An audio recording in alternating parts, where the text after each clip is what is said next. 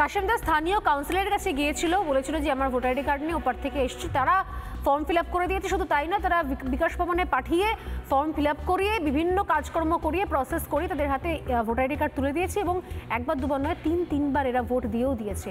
আজকে দেখছে আর লুকোনো যাবে না, প্রাণ থাকতে পালিয়ে যাওয়া ভালো, পরিবার নিয়ে সংসার নিয়ে, তাই এখন ঘর বাপসি হচ্ছে। এরপরও তৃণমূল কংগ্রেসের কেউ কিছু দেখতে পাচ্ছে না। দিদি, প্রথমে বলি যে পশ্চিমবাংলায় এমন একটা রাজ্য, বলতেও খুব লজ্জা লাগে, ডান দিকে সারদা, বাঁ দিকে নারদা, মধ্যিখানে খালেদা, তার পাশে রোহিঙ্গা। মমতা বন্দ্যোপাধ্যায় শুধু ভোট ব্যাংক হিসেবে এদেরকে ব্যবহার করেছে। আজকে যারা বলছিল যে আমাদের যে মুখ্যমন্ত্রী বলছিলেন যে আমার শরীরের এক ফোঁটা রক্ত থাকতে আমি পশ্চিমবাংলায় এসআইআর হতে দেব না, না বলেছেন, আর্কাইভ থেকে দেখাবো এসআইআর হতে দেব না।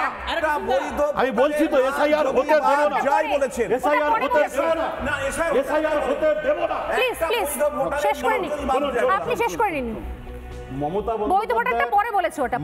বন্দ্যোপাধ্যায়ের ভবানীপুর কেন্দ্রে ৭৭ নম্বর ওয়ার্ড, দিদি আই রিপিট, নোট করবেন, ৭৭ নম্বর ওয়ার্ড, প্রায় ৩,০০০ ভোটার নিখোঁজ।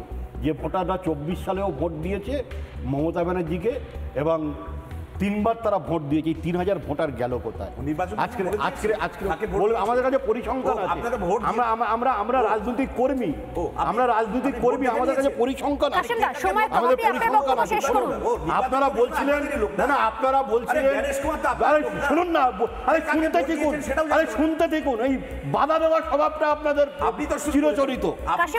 আপনারা বলছিলেন যে অনুপ্রবেশকারী নেই, রোহিঙ্গা নেই, আজকে চলে যান ভোজাডাঙ্গা বর্ডারে, আপনি চলে যান হাকিমপুর বর্ডারে, আপনি চলে যান বনগাঁর পেট্রোপোল বর্ডারে, ঠিক করছে।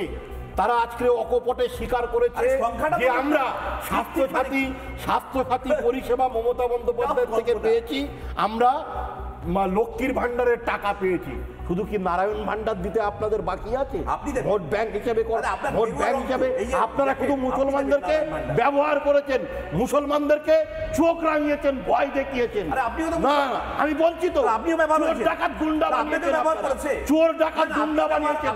একটা প্রকৃত মুসলমান নেতা আছে, বাঙালি মুসলমান নেতা আছে, হিরাল হাকিম ববি বাঙালি মুসলমান। আপনি বলুন পশ্চিমবাংলায় কে বাঙালি মুসলমান লিডার আছে?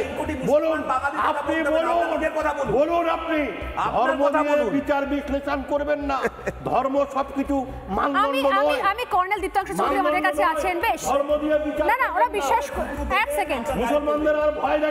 নানা ধরনের কন্টেন্ট দেখার জন্য লাইক করুন, শেয়ার করুন আমাদের ফেসবুক পেজ, সাবস্ক্রাইব করুন আমাদের ইউটিউব চ্যানেল। পাশাপাশি অন্যান্য ব্রেকিং নিউজের জন্য অবশ্যই চোখ রাখুন রিপাবলিক বাংলায়।